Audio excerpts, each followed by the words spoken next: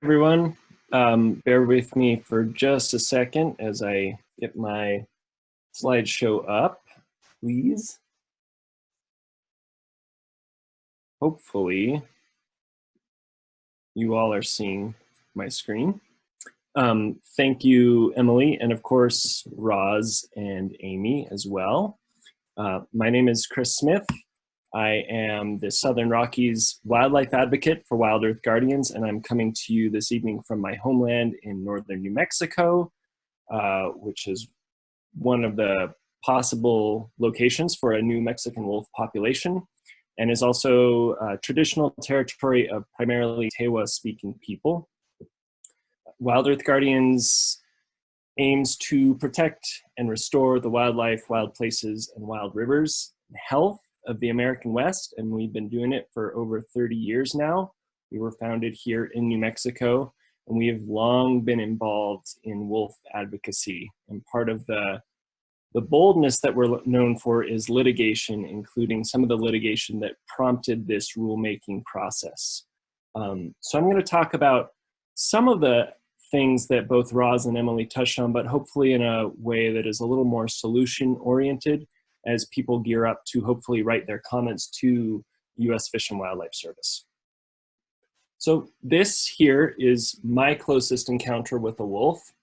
And as you can see on the bottom of the screen, I was nowhere near it. This is a camera trap that I set and got very, very fortunate to get this photo of a wolf, especially as a very unskilled amateur camera trapper.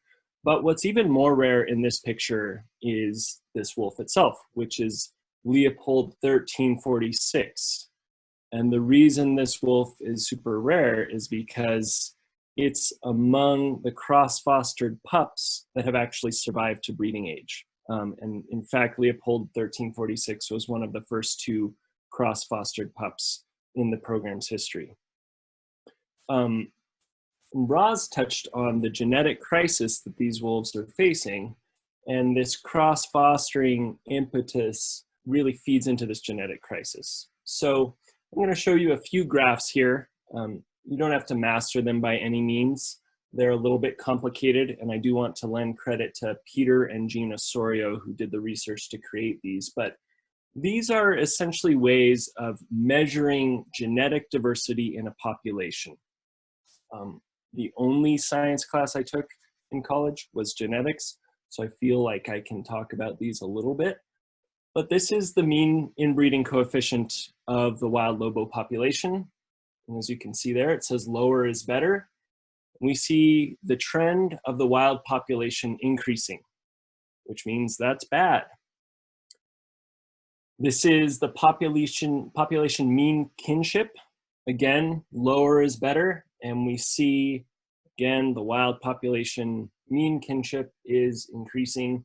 Again, bad, trending towards genetic crisis. And then finally, this is gene diversity. And you see that blue line at the top is the population of lobos in captivity. And the population at the bottom, the red line again, is the wild population, and gene diversity is collapsing. So in layman's terms, this means that on average, Mexican wolves in the wild in the United States are as related as brother and sister. So if you went out there and happened to capture a couple Mexican wolves in the Gila National Forest, in all likelihood, if you did a genetic analysis, they would look very much like siblings. So I'm someone who believes that in general, homogeneity is bad, but especially genetic homogeneity within a tiny population of wild animals that you're trying to recover from the brink of extinction is really bad. And here's why. A genetic bottleneck, which happens especially in small populations, is more inclined to see a rapid decrease in genetic diversity, which is what those graphs indicated. So lobos come from a very, very limited gene pool, 7 founders. So mutations among their genetics are very rare, and fixation is common. And fixation is basically the shrinking of the variety of alleles or genetic variations within a population. And as both Emily and Roz touched on, there's very little new genetic material being injected from other populations of wolves. The border wall shown here is essentially preventing that injection from the Mexican population. And as I will get into a little bit later, cross-fostering may not be doing an adequate job, and probably isn't. So what that means is that these wolves are more susceptible to disruptions and risks to their populations. So things like the effects of climate change, drought, novel diseases, which we as a human society are coping with right now, those all stand a better chance of drastically impacting lobos in the wild because they lack the gene diversity to make them resilient to things like this. So cross-fostering, which is the primary way that U.S. Fish and Wildlife Service is trying to get genetic information or genetic material into the wild, is really cute.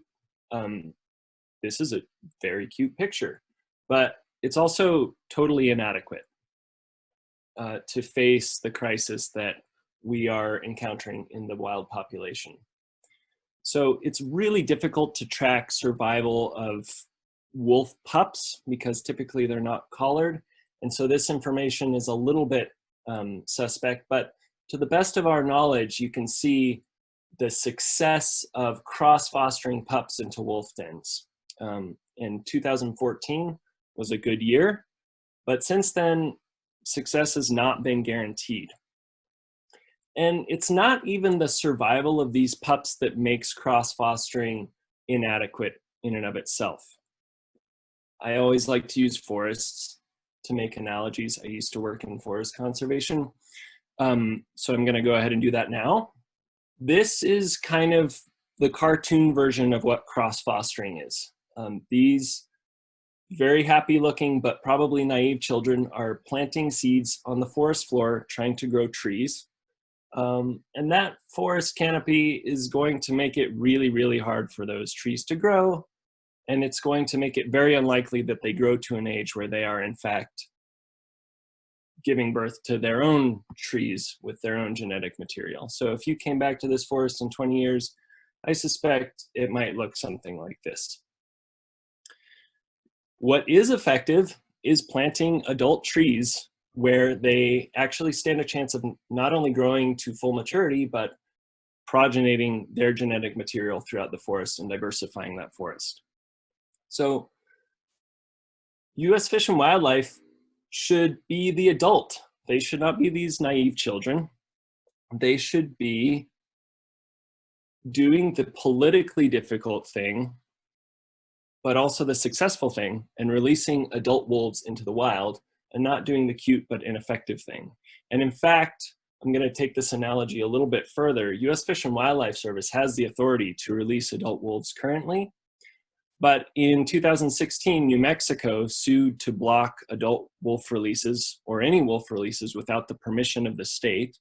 WildEarth Guardians actually joined U.S. Fish and Wildlife Service in that lawsuit, which for us is nearly blasphemy, but we won. And the court said that, in fact, Fish and Wildlife Service does not need permission from states to release wolves, but the federal agency is still totally kowtowing to these state agencies, which, as Emily touched on, are historically anti-wolf. So the solution for this genetic crisis, and I'm sorry that slide is a little messed up, is to release adult wolves, preferably in well-bonded pairs so they get along, and even more preferably with pups, so that we are literally directly injecting new genetic material into this susceptible population. Another problem that wolves face are removals by U.S. Fish and Wildlife Service. There are lethal removals, which are obviously lethal, and then there are non-lethal removals, which could be lethal to the population at large. So as you can see in this image, we have a native species who is highly adapted to the landscape, an accomplished hunter, feeding his or her family. And we have a non-native species, not at all adapted to this landscape, and actually mostly replaced bison, relatively feeble and immobile, and fattened and tasty to feed to humans. And you can probably figure out which one is which When you have these two species on the same landscape, there's likely going to be conflict. A wolf is probably going to eat the biggest, fattest, slowest, tastiest morsel on the landscape when given the opportunity. And because in large part of these livestock wildlife conflicts, we have seen over the years many wolf removals. So this is just one instance from 2019. I probably could have found 10 others had I dug a little deeper, but wolves are often removed because they attack livestock and they are taken into captivity, which again, from an animal welfare perspective, the wolves are still alive. That's nice, but from a recovery of the population perspective, that's not good. And then even worse, of course, we see lethal removals. And in fact, we just saw 4 lethal removals about a month ago for wolves preying on livestock. Again, the easiest, tastiest meal on the landscape. So the solution here is that wolves shouldn't bear the burden of conflict with livestock. There should be no limit to the number of wolves in the wild. Wolves should not be removed from the wild because of predation on wildlife, which is something that they naturally do but can be removed for. Wolves should never be killed, except in cases of imminent threat to human health or safety, which there's no historical record of a Mexican wolf ever, harming or killing a human. And a very high bar should be required for the removal of wolves for preying on livestock. So again, in this new 10J rule, we should make cattle and livestock growers bear the burden of reducing livestock wildlife conflict. And then finally, and this is my favorite opportunity that this rulemaking provides, is the essentiality of the species. So Fish and Wildlife Service, when WildEarth Guardians and others sued them over their 2015 rule, they had determined that the only population of wild lobos in the United States was not essential to the survival and recovery of the species. And Judge Zips said that actually that determination is arbitrary and capricious, and Fish and Wildlife Service is required to perform a new essentiality determination during this rulemaking. Now, because it's the Endangered Species Act and it's a 45-page law and it's very complicated, you would think that the criteria for essentiality might look something like this. Very difficult to determine what species is essential, what isn't. But in fact, it's really easy to determine whether an experimental population is essential or non-essential. It says so right here. A non-essential designation for a 10J experimental population means that, on the basis of the best available information, the experimental population is not essential for the continued existence of the species. In my mind, this could not be more clear. The only wild population of Mexican wolves in the United States is essential for the continued existence of the species. And that means something on the ground for lobos. It's not just semantics, because regulatory restrictions are considerably reduced under a non-essential experimental population designation. So what does this increased regulatory protection look like? There's 2 main facets. One is agency consultation. So if a species is determined to be essential, federal agencies like the US Forest Service and BLM and others have to consult with Fish and Wildlife about projects and planning within Mexican wolf territory. So this sounds like, what does that mean? Is that really important? Well, this image dictates exactly why that's important. Wolves can be on the landscape with public lands ranchers on Forest Service lands, and public lands ranchers don't have to do anything to coexist with those wolves. If they were designated as essential, the Forest Service would have to consult with Fish and Wildlife and then potentially make ranchers do things like put up fladry, as in this picture, to reduce conflict with wildlife. The other, and probably less important thing for wolves in terms of essentiality, is critical habitat. Essential endangered species can trigger essential habitat designations, because wolves are habitat generalists, this probably doesn't have that much bearing on Mexican wolves. But the agency consultation is really, really, really important. And when groups filed lawsuits against the 2015 rule, WildEarth Guardians was the only group to take this fairly big risk and challenge the essentiality determination. Other groups thought it might not be prudent. There were political reasons not to do it.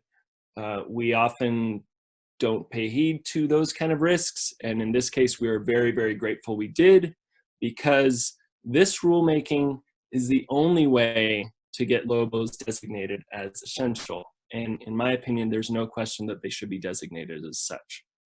So to review, as you are writing, hopefully your comments, maybe later tonight or tomorrow, a new 10J management rule that really spurs Mexican wolf recovery should mandate the maximum release of adult wolves in bonded pairs with pups.